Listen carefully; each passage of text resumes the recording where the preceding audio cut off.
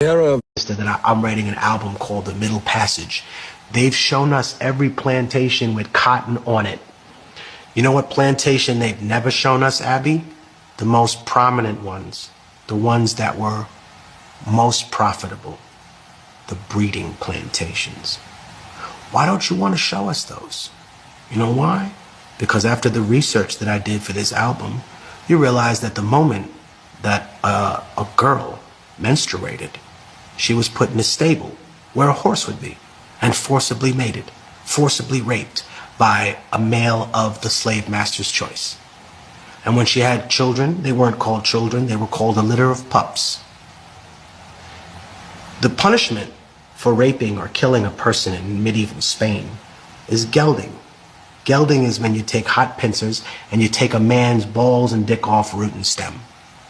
Killing a person, law of the Bible, right? Medieval Spain, super religious. You killed a man, he should be killed. Why were indigenous and black people categorized as subhuman? So under the law, you would not be punished for the things that you did to us. That's why. You used to be proud, right?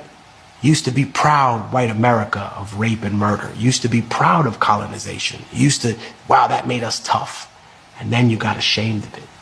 And that's what you're dealing with. That's what America's dealing with, a schizophrenic crisis. There's a British manual, right, that was taken out of the British Museum because within the manual, it talked about how rape was a weapon of war that should be used against the indigenous population. You're ashamed of that now. You're ashamed, right? Who was Christopher Columbus? His image has been so whitewashed, but he was trafficking little girls on an island.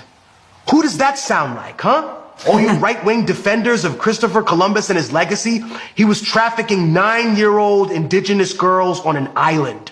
Who does that remind you of, you intellectual coward?